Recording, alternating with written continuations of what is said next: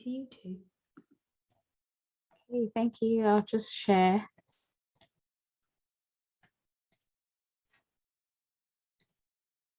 Can you see this? Yep, you're not in slideshow mode Yep. yet, but I can see your screen. Is that Perfect.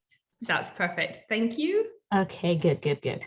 Okay, so I'm Funmi Vaughn, and today I'll be presenting on patient public involvement with my colleague, Kati. Kati is actually one of our public contributors within the RDS Southeast. There she is. Hello, Kati.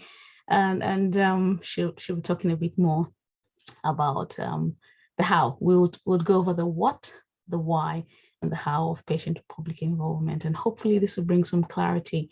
It sometimes can be an area that seems like it's not rocket science, it's straightforward.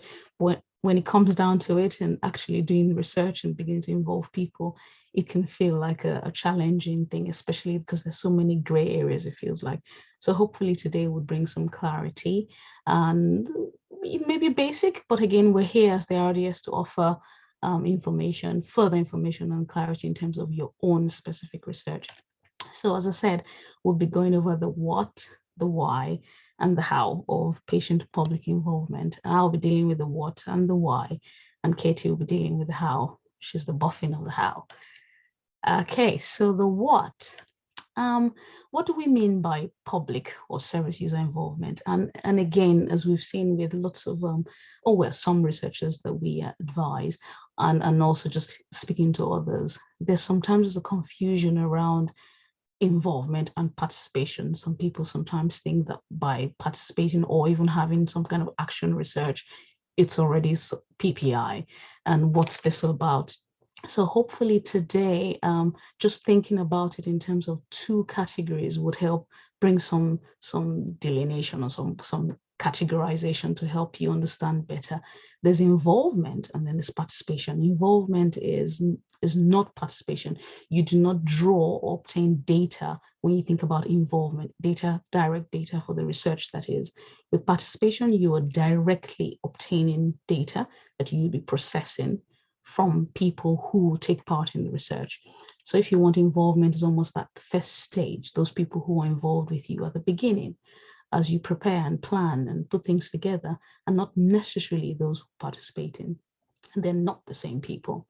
So involvement, you can think about it as carrying research with or by members of the public, as opposed to for them or about them or to them. And that again may sound very vague, but in a few minutes, I'll be going over levels of involvement and exactly what this means. And hopefully that'll give you some more insight. So again, if you think about it as involvement being what, by, to, about, for people, participation would be where you are actually obtaining data from individuals. And another very important word to clarify is the word public. And again, it may seem very ordinary until you begin to think about your research and think, okay, so who are members of the public? And our definition here may, at first glance, may look like it's not helpful because we're saying the public involves patients, potential patients, we're saying carers, people who use health and social care services, as well as people from organizations that represent people who use the services. So the question is, who is not the public then? It's like everybody's the public, and rightly so, everybody's the public. But a way to, again, bring some clarity is to think about the public as this word in quotes. It's a subset of the general public. So if you think about yourself, say, conducting research on, say, diabetes, and you think, okay, I could just ask anyone I find, a colleague sat next to you at work, about my research and what do you think about it? They could give you some insight. And this is assuming that they have no idea what diabetes is, that may be rare, or that they know no one who's living with the condition and cannot give you secondhand information. We're assuming here that they're completely unaware of the condition you're dealing with or researching. So they could give you some insight, but how much better would it be if you had someone who's perhaps living with the condition or has some secondhand information on how a person may be living with the condition and how they're faring and how they're doing. So the point here is, think of your end users, think of those who could potentially benefit from your research, and they may not be direct beneficiaries. So it may not be someone living with the condition. It could be someone related to them. It could be policymakers, depending on your research. But think about the public all the time as this subset, not necessarily just the general public. And that way you get some kind of idea of who to approach when you think about public and patient involvement. That gives you some insight into not just the big public, but your subset. And as you can see, that subset will change depending on the kind of research you're doing and what your outcomes are, what your focus would be. So always think about it in terms of a subset. So the quotes, not quite the general public all the time. Of course, it could be the general public, be something related to everyone, and that could make sense. But for now, it's just to make that point about it being a subset. So now that we've looked at the public and involvement, how do we go about this in some sense? So I'm not going into the how particularly, as Katie will be doing, but the approaches when we think about public and patient involvement. There are, I mean, it could be talked about in different ways, but for, again, simplicity, we've put them down into these 4 categories or approaches. You can also think of them as levels, because actually, if you think about it in terms of power changes as you go through these levels, and I'll do that shortly. Power becomes more focused, or increasingly so, as you go down. So with consultation, for instance, when you talk about consultation, you are simply speaking with people. Again, don't mistake this for participants, but these are people prior to your research, perhaps, and you're speaking with people, members of your public, about your research. You're presenting perhaps your proposal to them and trying to gain their comments. It could be via focus groups, it could be surveys. You're just trying to get an insight, their comments and thoughts about your research, or what could be useful, and they're helping to shape it, but they don't have control over it, and you could decide whether or not to use what they've given back to you as feedback. So that's consultation. It's light touch, but do not underestimate it, please. We're not underestimating it at all. It can be very useful, especially if you talk to a wide variety of people, a good number of people in terms of quality, maybe not numbers particularly, but also quality, diverse range of people. That could be really helpful. So this is not about strength of your PPI.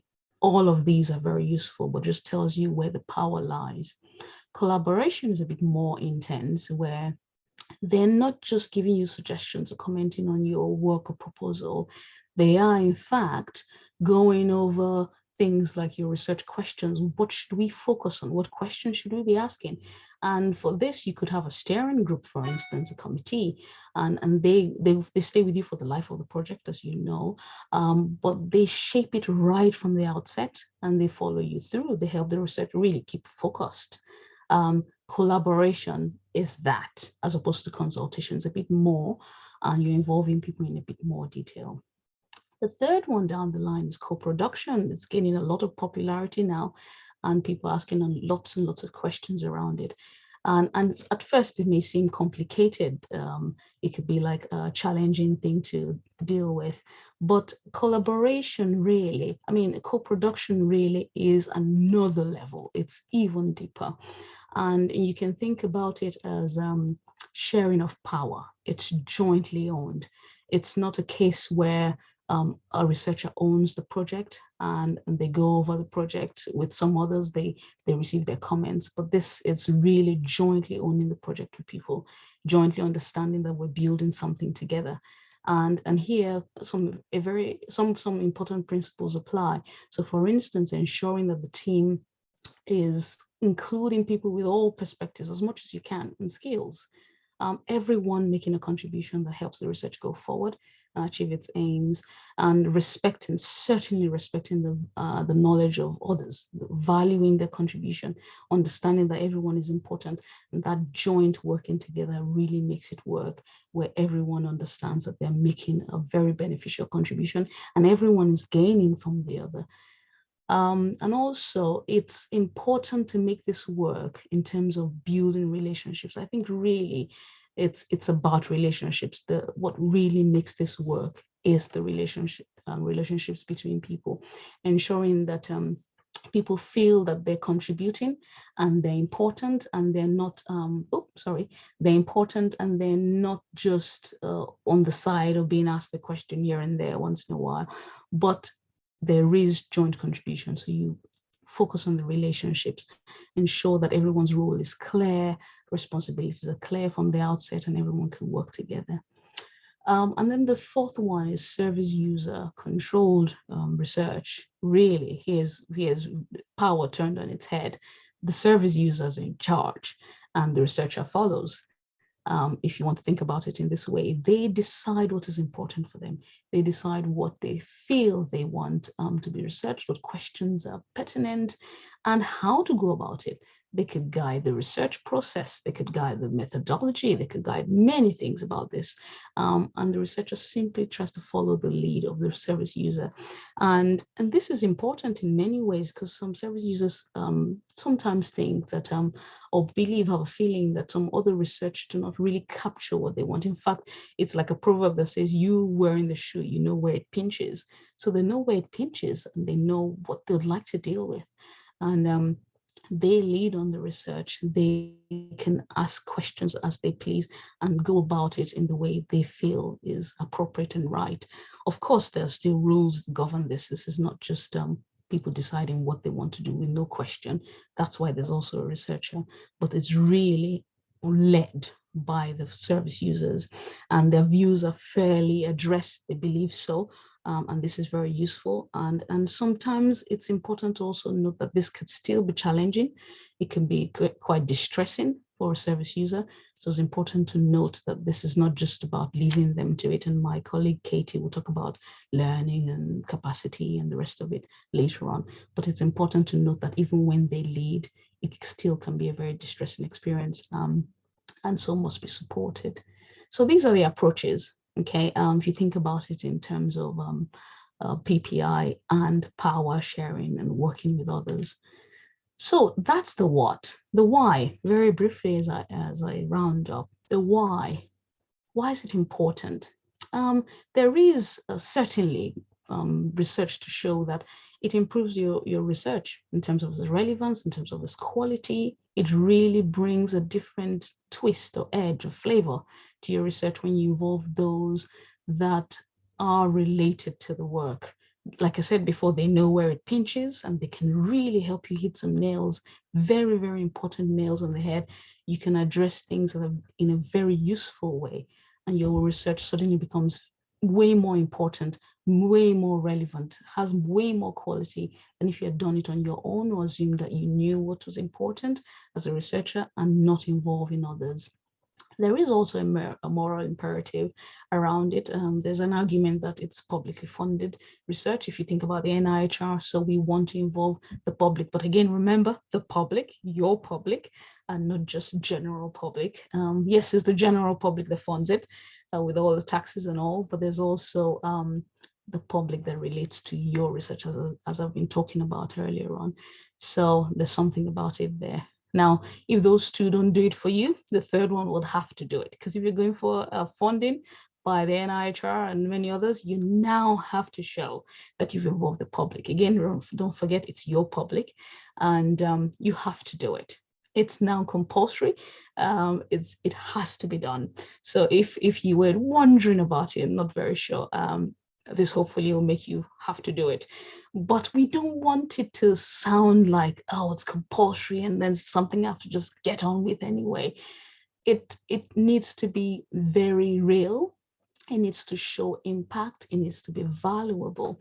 And that really takes me on to the second, next slide, which talks about being rules-based versus values-led. I like to think about it as being rules-based, but values-led. So you have to do it, yes. It's important to do it, yes.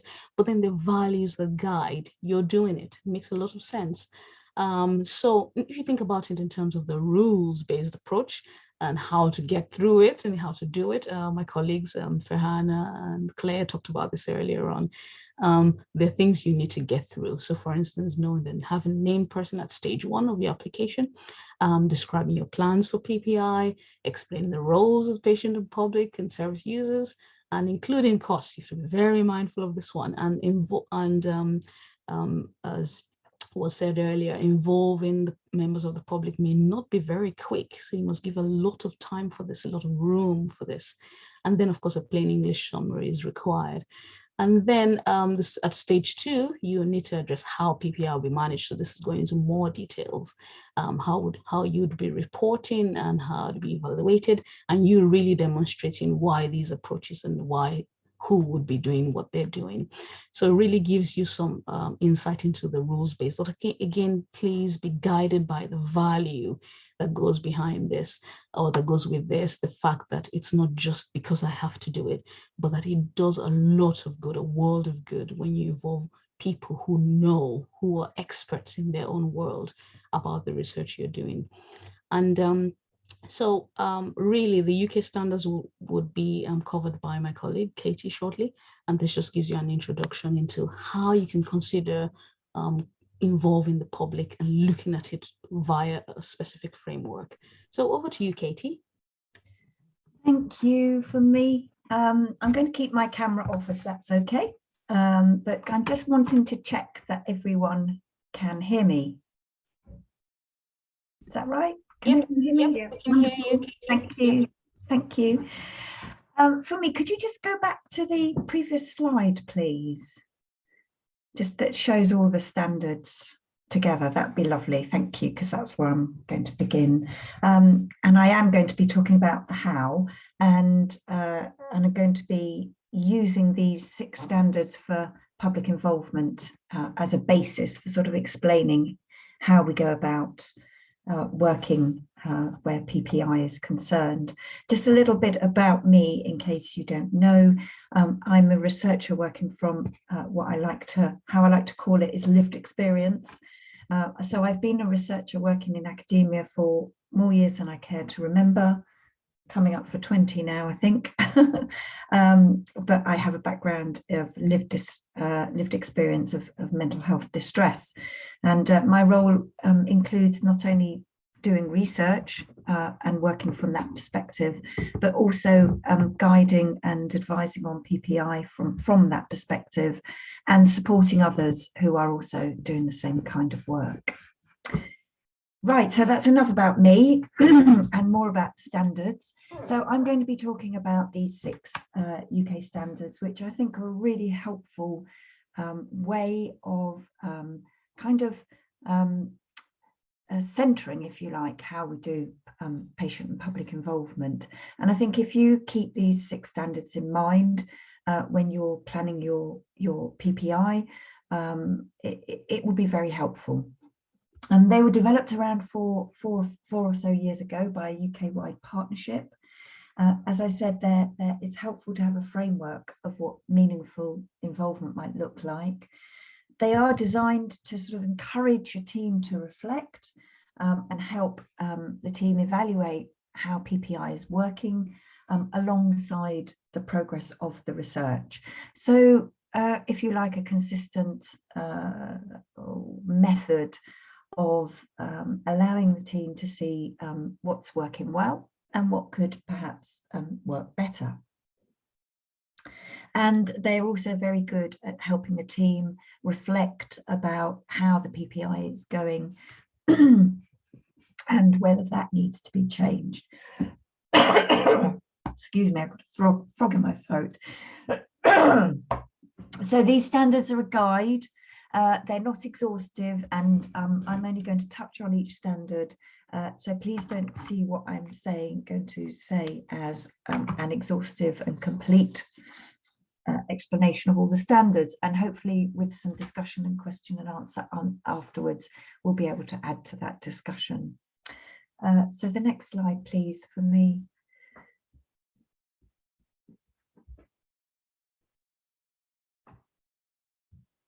Great, thank you. So our first standard is inclusive opportunities. And as Funmi was saying, a lot of this does seem very self-explanatory, but I do think it's worth going through all of these standards and sort of unpicking them, because what may appear at face value as being, well, that's just common sense, often just gets lost in the research process, not because people aren't wanting to do PPI well, but because I think we can all acknowledge that the research environment is quite a time pressured and stressful environment, and things do get lost.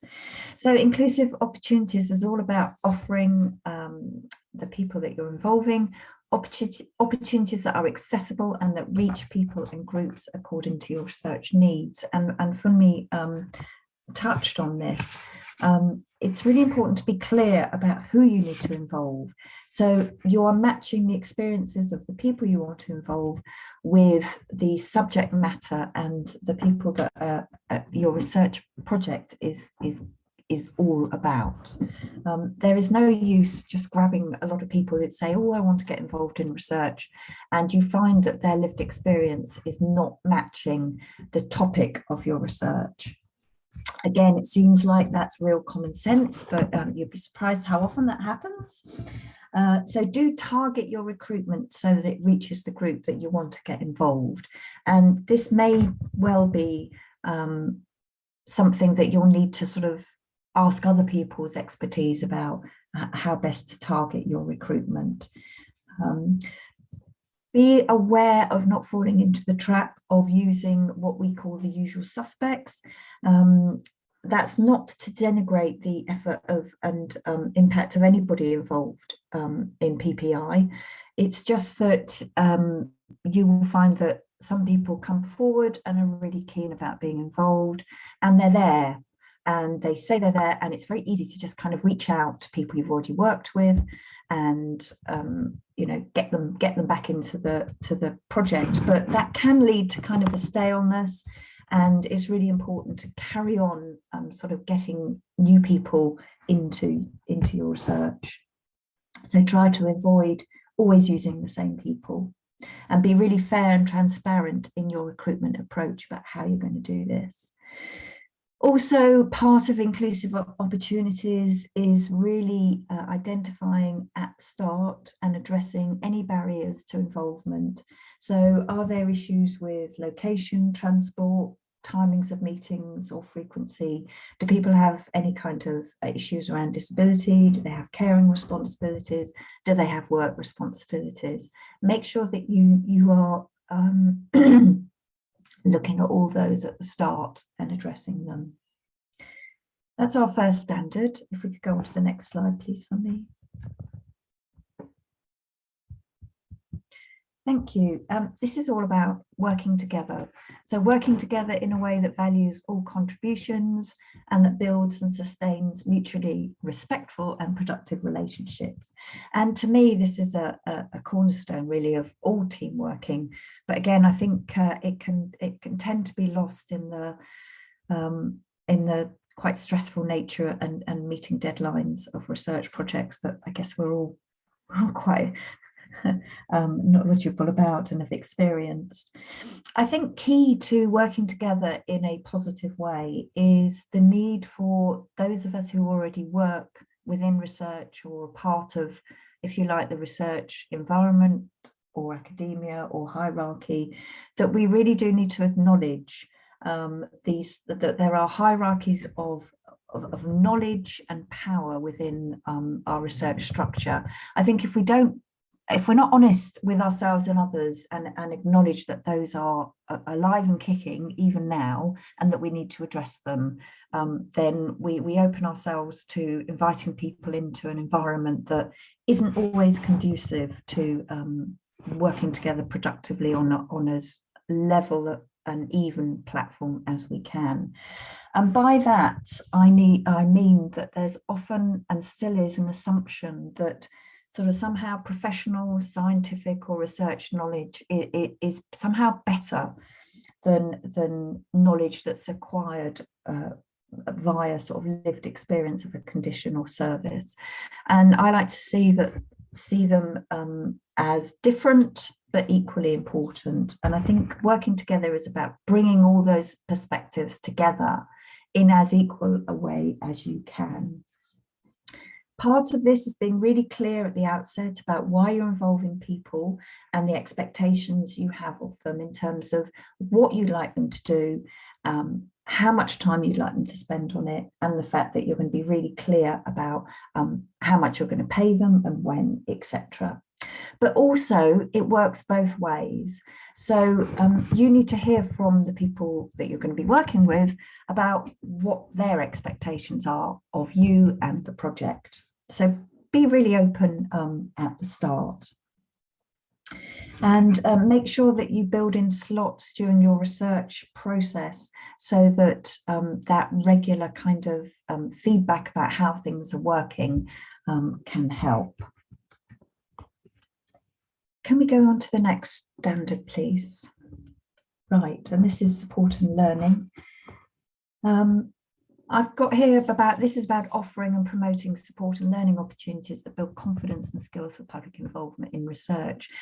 So in order for people to work together, obviously we all need to know what we're doing and feel confident about using the skills we've got. And I think for people that are using their lived experience, it's a bit of a double-edged sword. So they are bringing their personal experience to the table, but they are also learning how to use this experience within a research framework. And that, believe you me, is a complex skill to acquire. So it's about being really clear about what support and learning is required on both those levels. I think people are starting to be really good about saying, well, what research training do you need? You know, have you done any qualitative research? Have you worked with any trials? We can provide that. And often the support around people using their lived experience and what that can bring up is missed. And I know Funmi made a really good point about reinforcing how important that is and how important it is to provide opportunities and spaces within the research process to make sure that you can offer that support to people. But I'd also like to add that it's not just about the team supporting each other and maybe the lead researcher supporting those involved in PPI. It's about creating a space where the people with lived experience can also support each other.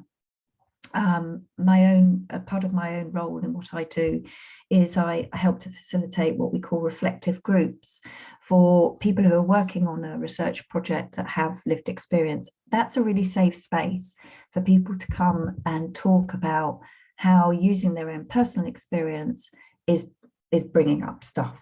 And it will do. I mean, I remember sort of 15 years ago visiting an inpatient ward, psychiatric ward, to interview somebody who'd very kindly agreed to be interviewed for a research project, and realizing that that was actually the ward that I'd been an inpatient on for sort of 2 or 3 months myself. And well, you can imagine the kind of feelings that might bring up. So it's all about supporting somebody with that and giving them the skills to be able to, I suppose, cope appropriately. Okay, so how do I use this lived experience, this kind of emotive kind of feeling, not just knowing how things work from the inside, but with all those emotions that accompany it. How can I use that in a way that's going to keep me safe, but really inform the research that I'm doing in an appropriate way? Because there are appropriate and inappropriate ways of using lived experience. And I think we need to be really clear about that and honest about it and support people to do that in the way that benefits the research, but more importantly, supports and keeps them safe. Okay, for me, if we could go along to the next slide, just keeping an eye on time. Communications. So this is all about using plain language for well-timed and relevant communications as part of your involvement plans and activities. I love this cartoon. I think, and I count myself in this, it's very easy to lapse into using what to us are very familiar research terms if we've been working with them for quite a long time. But for people coming into the environment, a kind of, you know, gobbledygook, like what are all these abbreviations and acronyms that we're using? What are all these long words? It's about breaking down research terminology and using plain language. And I was in a session, I think a couple of weeks ago, and we had a really interesting discussion about this, where we were saying, well, actually, it's not about simplifying research or kind of, you know, breaking it down into something that's simplified. It's about opening up and making it the language accessible and making research accessible to people. And actually, you know, by doing that, we're actually making it more accessible. We're not dumbing down or simplifying it. We're making it more accessible. And I think that's a really good way of looking at it. It's not about dumbing down. It's about communicating in a really plain, accessible way. So, you know, part of that is considering language issues, whether people have visual impairments, access to email, use of plain language. All of those things are really important. Can we go on to the next slide, please, for me? Okay, impact. So those of you who've been involved in research that's been using PPI, you'll be aware that at some stage during your research, you'll be asked to sort of account for the impact that PPI has on the research. And it's really important that we are aware of this and that we have processes within our research which measure this impact. But for me, this isn't about proving that PPI works. I think we already know that it does. It's about sort of improving how it works and the impact it has. And it's about feeding back that impact to the people that are involved. I think there's nothing worse than involving people in your project and then not actually feeding back to them and saying, well, this is what you told us, and this is how we used it, and this is the impact it has. So there are tools on the internet and guides that will go into more detail about how you can set up processes which will measure impact. But you can do this in a variety of ways. You can take minutes of meetings, you can note down what happens in your collaborative or consultative meetings.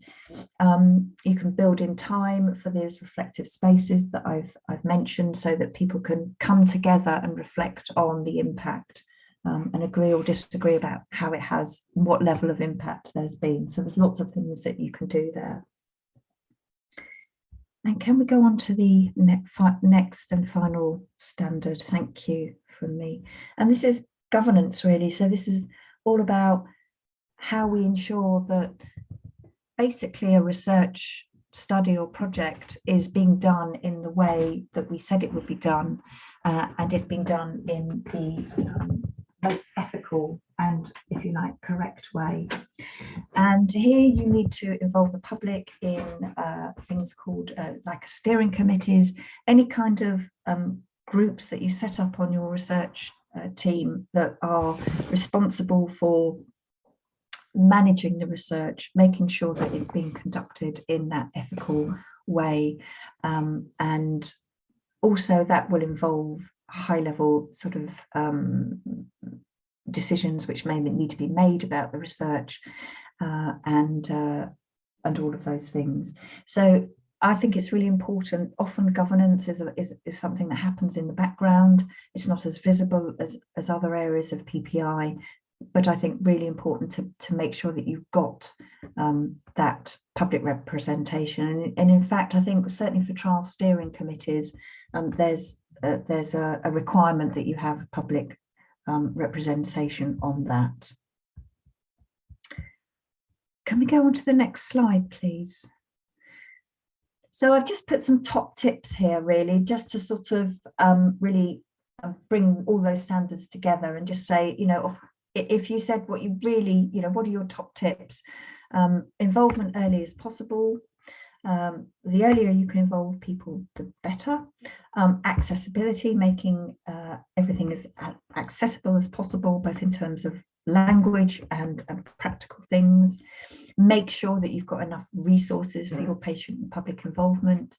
There's nothing worse than promising the earth and delivering very little. It's not good for you, and it's not good for the project or for the people you're going to involve. Make sure you've identified your training and support, and then you've got the resources to provide that, and make sure that that support and training comes both in terms of research skills and skills in learning how to use your lived experience. Make sure you're always acknowledging the your public and patient involvement and their expertise, and obviously that comes in a variety of different ways. And make sure also that you're really always being clear about what you expect of people and what you're asking people to do, and that works both ways as well. Next slide, please, from me. So, well, really, we've come to the end of our presentation. Funmi went through the what and the why, and I've just gone through the 6 standards, which hopefully have illuminated the how of PPI. And I don't know if there's anything more you want to add from me, but I think that's the end of our presentation. Thank you. Yes, thank you. Thank you, Katie. I'll stop sharing this now.